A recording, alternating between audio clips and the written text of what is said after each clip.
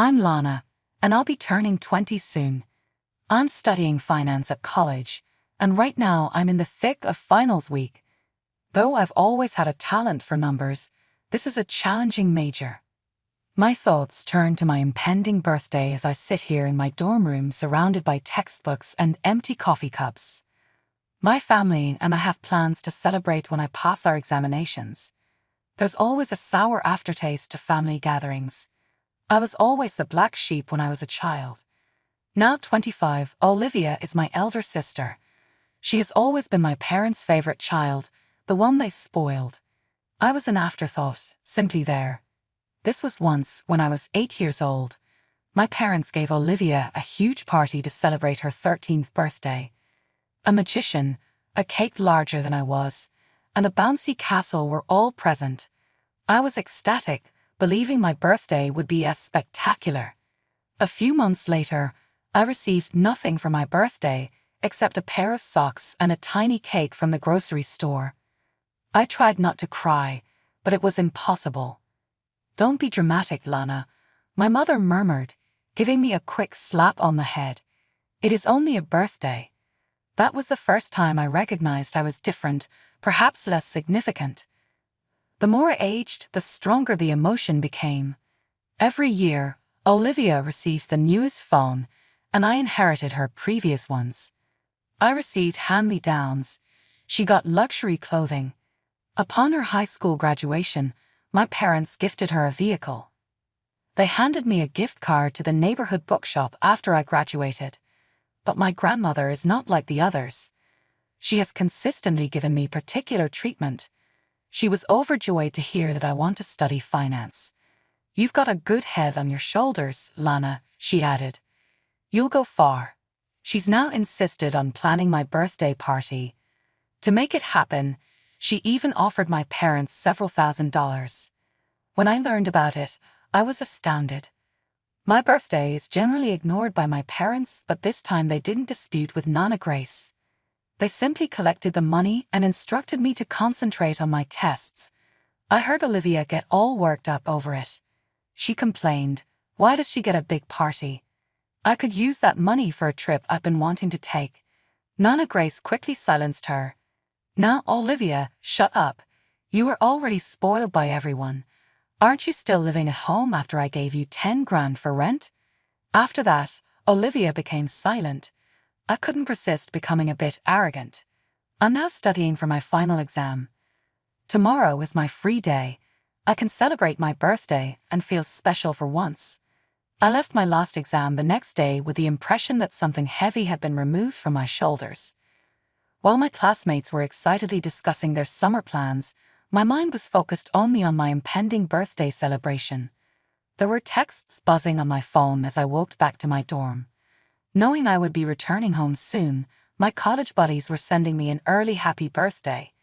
Even if it was only by folks I'd known for a few years, it was nice to be recognized. As soon as I walked inside our shared area, my roommate, Hara, said, "Happy almost birthday. You ready for the big family shindig?" I nodded, trying to become excited again. "Yeah, should be interesting." Tara's eyebrow went up. "You don't seem very enthusiastic. Everything all right?" With a groan, I collapsed into my bed. "Just my family is involved, you know, especially when it comes to me. They're not exactly the cuddle bug. But this whole affair was planned by your grandmother, right? That has to be significant," Tara remarked. "Yes," I said. "Nana Grace has never been the same. She appears to like me, actually." I was packing my backpack for my journey home when I started to feel uneasy in the pit of my stomach. I was half excited that my birthday would finally be memorable and half afraid that anything might go wrong. The bus trip home seemed to take forever. My thoughts kept going to what was waiting for me. Would there be any decorations in the house? Would cake be served? Would it really appear like a joyous reunion with my parents? I inhaled deeply as I made my way out the driveway. There were no streamers or balloons to suggest that a party was about to take place, and the house appeared typical.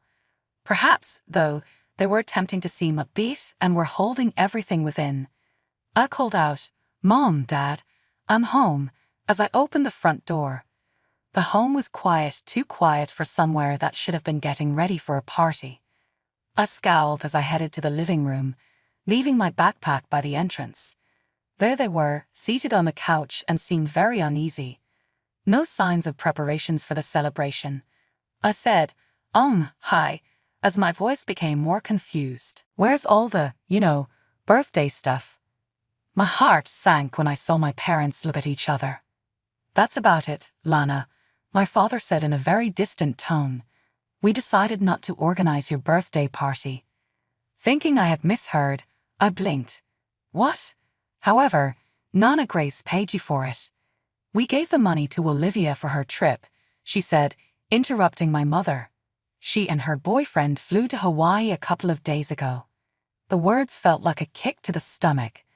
Tears were beginning to hurt my eyes. You what? It was for my birthday, though. You received that from Nana Grace on my birthday. With a shrug, my dad avoided looking at me. Olivia required a getaway. You do realize this, don't you? I was hearing things that I couldn't believe. Comprehend. No, I'm not getting it. My birthday was scheduled to be celebrated there. I extended an invitation. What am I meant to explain to them? That's already taken care of, my mother responded in a condescending manner. We called everyone and told them you were having problems with college and that the party was cancelled. I just stood there, my disbelief becoming to rage. You told them lies about me. How are you able to do this? My father became sterner. That's sufficient, Lana. You must quit being so self-centered and learn to obey us. Selfish. I nearly let out the word. How do I exhibit selfishness? It was my celebration, my birthday. The front door opened just then. I turned, feeling bad, and hoped it was Olivia returning early. Rather, I witnessed my Nana Grace enter the room and her eyes narrow as she took in the surroundings. With a harsh tone, she questioned, "What's going on here? Where's the party?" I turned to face my parents, ready for them to come up with an excuse. They paused, searching for the right words. Something broke inside of me at that very instant. With trembling in my voice, I answered, "Nana Grace, there's no party. They gave the money to Olivia for a trip to Hawaii instead." I had never seen my grandmother's expression before. It was a mixture of disappointment and rage, all aimed at my parents. She insisted, "Is this true?" My parents were unable to meet her eyes. Their quiet gave her all the assurance she required. Nana Grace's look softened as she turned to face me. "Lana, please pack your belongings. I'll be bringing you along." I didn't require 2 reminders. My grandmother's voice, low and furious, was talking to my parents while I hurried to stuff some clothing into my backpack. The tone was obvious, even if I couldn't make out the words. Nana Grace was waiting by the door when I returned downstairs. We walked out of the house and into her car without saying anything to my parents. I started crying finally as we drove away. It was the outpouring of 20 years of feeling unloved and unwanted. Nana Grace touched my hand as she reached over. Her voice was forceful yet compassionate as she continued, "Don't you worry, dear. We'll resolve this. It's past time someone told you that you deserve more than this." We were taken by Nana Grace to her lovely 2-story house on the outskirts of town. She turned to face me, a determined expression in her eyes as we drew into the driveway. "This might not be the party you were expecting, Lana, but we're going to celebrate your birthday properly." Nana Grace opened her door and went straight to her phone. I was astounded to see her order what seemed like enough food to feed an army, and then have it delivered quickly. She winked and added, "I hope you're hungry," before hanging up. "We've got quite a feast coming our way." Nana Grace busied herself in the kitchen, getting out her finest china and cutlery while we waited for the meal to come. I tried to assist her, but she pushed me off. "My love, it's your birthday. You simply unwind." I therefore saw her work while seated at the kitchen table. A few minutes of stillness later, I was at my breaking point. "Nana Grace," I said in a low voice. Why don't they love me?" She stopped what she was doing and turned to face me, her eyes mournful. She appeared to be battling something inside for a brief while. She groaned then and took a seat across from me. "Oh, Lana," she murmured, extending her hand to grasp mine. "I suppose it's time you knew the truth." My heart began to race. "The truth about what?" Nana Grace inhaled deeply. "Your parents, they didn't want you to be born." The words struck me like a punch to the body. It felt like a blow to my lungs when the air left them. "What?" Granny said. "They thought Olivia was enough, in a kind but strong way. However, I persuaded them to have you. Your mother had a challenging pregnancy and a challenging delivery. She came close to passing away." Tears were forming in my eyes once more. So it's my fault." "No," gruffly answered Nana Grace. "No, Lana, it's not at all your fault. Your mother attempted to avoid you after that, but these things do happen occasionally. Olivia and your father took their cue from her." I sat there in disbelief. I had sensed for years that something was wrong, but I had never anticipated this. It was the doorbell ringing. Our meal was on its way. I sat there trying to take in what I had just learned as Nana Grace went to fetch it. The hours that followed seemed to fly by. I ate my way through an absurd quantity of food with my grandmother. Even though my heart was heavy, she made me laugh by telling me stories about her early years. For the first time in a long time, I started to unwind and genuinely enjoy my birthday as the evening went on. Nana Grace's phone rang while we were eating the last of the cake. She gave it a quick glance, then turned back to face me, a playful twinkle in her eye. She said, "It's your sister. Shall we see what she has to say?" I gave a nod, my curiosity taking over. Mama switched the phone on speaker. Olivia's voice called out, "Hello," with a terrified tone. "Why is my card restricted, Nana Grace? What is happening?" When Nana Grace answered back, her voice sounded cold. "Hi, Olivia. It appears that you have realized that your acts have repercussions." "What? Which acts? What topic are you discussing?" Olivia's tone was getting higher. Nana Grace sternly stated, "Your behavior, along with that of your parents, has been absolutely shameful.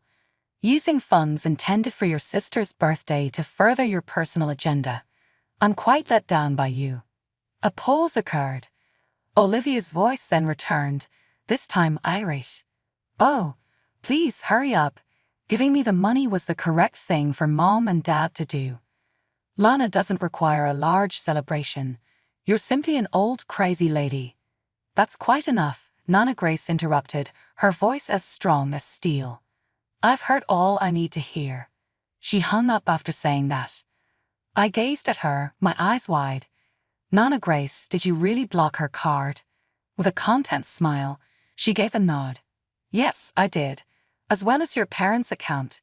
It's time they discovered how to balance on 2 feet." Just like clockwork, the phone rang once again. It was my parents this time. Ignoring it, Nana Grace turned back to face me. She continued, "Now then, as if we hadn't just revealed a shocking detail about my family's financial situation, how about we plan out the rest of your birthday week?" My time with Nana Grace seemed unreal, a far cry from the tragedy that had been my birthday.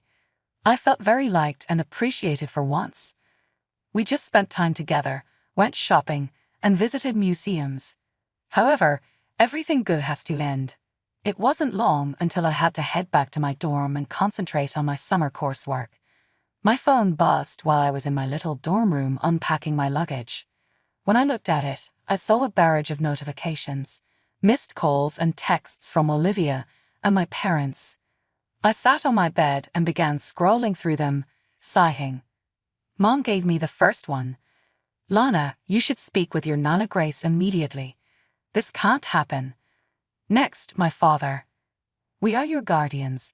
We deserve your allegiance. Make her remove the account ban." Even worse were Olivia's texts. "You brat, little one. Was this your goal too? To spoil everything for us? You're the reason we're stranded in Hawaii. Now fix this." I read through them all, my hands trembling. It was astounding how daring they were to ask for my assistance after what they had done. I inhaled deeply and tapped out a reply. It's just you and Nana Grace on this one. I will be impartial. Don't get in touch with me about this again, please. After pressing send, I blocked their numbers. But the quiet was short-lived. They began making calls from several numbers and leaving derogatory and demanding voicemails. My mother said something really hurtful to me during a particularly unpleasant call that I answered by mistake. "You little ungrateful trash," she spit out. "I never ought to have given birth to you. Instead, I ought to have had an abortion." The final straw was that I hung up and blocked all the numbers they attempted to use to get in contact with me. My mother's comments echoed in my thoughts as I curled up on my bed, tears streaming down my cheeks. I immersed myself into my studies during the following few weeks, attempting to use textbooks and assignments to block out the anguish. Every now and again I would phone Nana Grace and cry into her confident, soothing voice. "How are you holding up, dear?" Her tone would always be kind as she asked.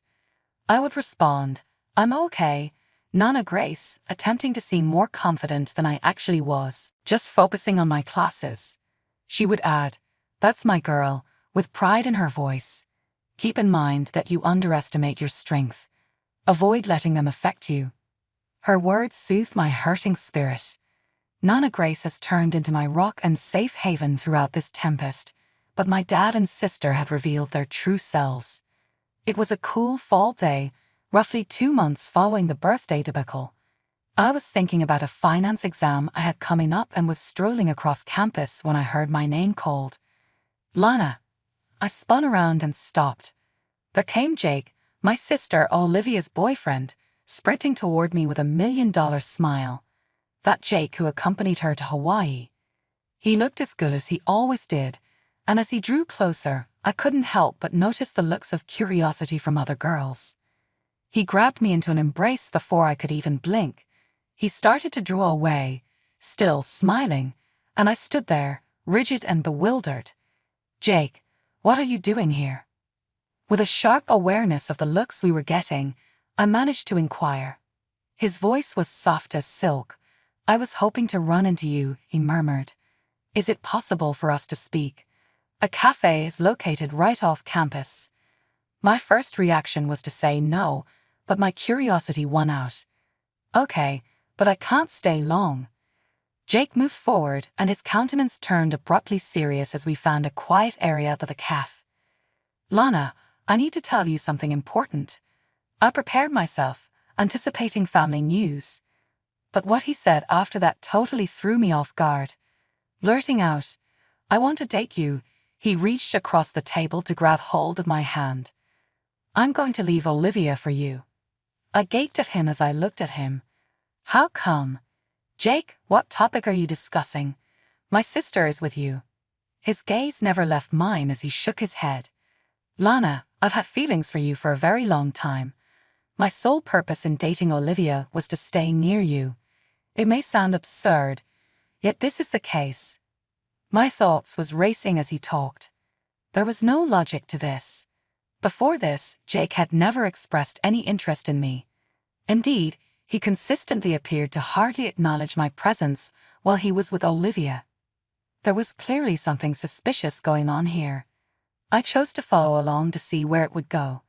"Wow, Jake, that's really sweet," I murmured, forcing a bashful smile. I was unaware that you felt that way.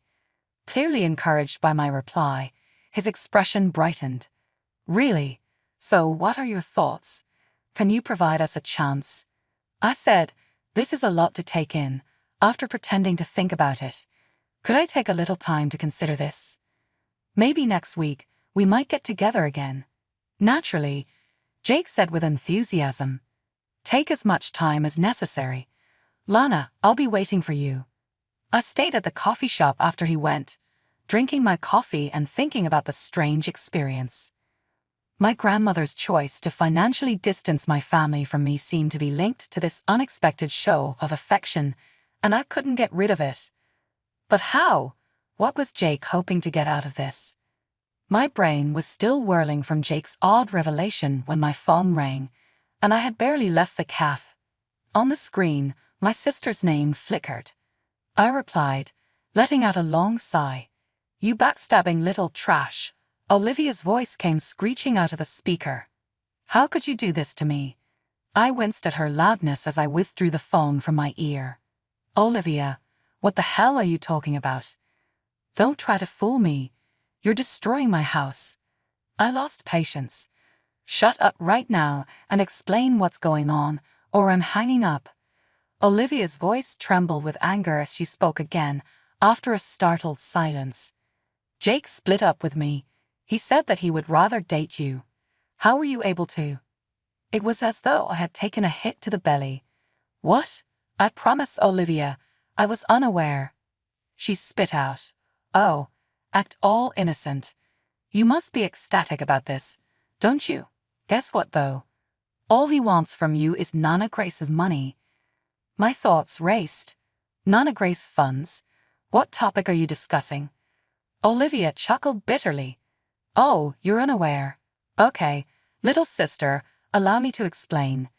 Mom, Dad, and I are being excluded from Nana Grace's will. She is giving you complete control. I felt lightheaded and leaned against a nearby wall. But why would she do that? Because she discovered Mom and Dad's scheme, Olivia said, bitterness seething in her voice. They requested that she be deemed mentally incompetent in order to seize possession of her belongings. However, the elderly bat somehow learned about it. I was feeling ill. They did what? You heard me, snarled Olivia. And now, all of us are disconnected. Well, not you, obviously. The ideal little angel. Everything began to click into place. So that's why Jake suddenly wants to date me, because of Nana Grace's money. Bingo, exclaimed Olivia.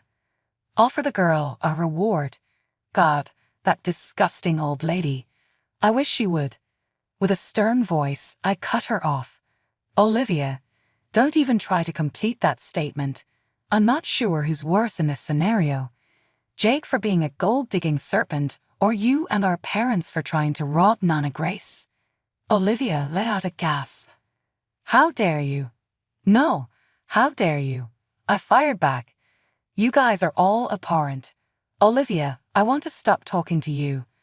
Please don't call me back. With trembling hands, I hung up. Tears pinched at my eyes, attempting to overpower me with a mixture of hurt and rage. How is my family able to achieve this? How could they be so avaricious and cruel? I shook hands and tapped Nana Grace's phone. Her response came back quickly, her tone reassuring and kind. Lana, dear, is everything all right? I inhaled deeply. Nana Grace, I recently learned everything there is to know. Is it true that the inheritance and your parents' attempts to have you declared incompetent? After a little silence, Nana Grace laughed. Oh, sweetheart, when would you hear about all that turmoil? I was thinking. It is true, indeed. She continued the story with a laugh and a hint of disappointment in her voice. You ought to have witnessed their expressions when the commission arrived at my door. I answered all of their inquiries, had tea with them, and even completed a few Sudoku problems to demonstrate my mental sharpness. As I imagined the situation, I couldn't help but smile. So what happened? Well, Nana Grace went on. They went away quite sure I was okay. Naturally, your parents' absurd claim was denied. I was forced to defend you and my possessions from their avarice after that. The home is what I left them, but everything else is going to you, my love. I was overpowered. Nana Grace, I don't know what to say. Lana, you don't need to say anything. Just assure me that you will utilize it prudently. One day, I want you to take over the business and build on what I started. Grandmother, I swear, I'm not going to fail you. I put myself into my studies with fresh zest after that chat. I lost contact with my family, if I could even call them that anymore. I disregarded their attempts to contact me and blocked their numbers. They had exposed their genuine selves, and I was done dealing with them. Just as promised, Jake reappeared a week after I spoke with him. When he noticed the icy expression in my eyes, his once confident smile broke. Lana, he said, grasping my hand. I withdrew.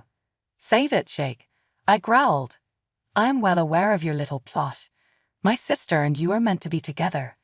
You are a hired gun as well as despicable. His mask came off in an instant, sneering. You're making a big mistake, Lana. You're a fool to refuse a guy like me. I couldn't contain my laughter. A man similar to yourself. Do you mean a gold digger who lacks morality? Thank you, but I guess I'll pass. I felt a weight lift off my shoulders as he rushed off. I was no longer subject to deceit, manipulation, or the persistent sense of inadequacy that had dogged me for so long. Nana Grace took me under her wing over the following 6 months and taught me the ins and outs of managing a profitable business. We pored over financial data on weekends, spoke about company plans, and made plans for the future. She used to say, "You have a good head for business, Lana," and would always grin with pride. "You're going to do great things." I felt really loved and cherished for the first time in my life. The happiness I felt at finally finding my place in the world eclipsed the sadness I still felt at losing my parents and sister,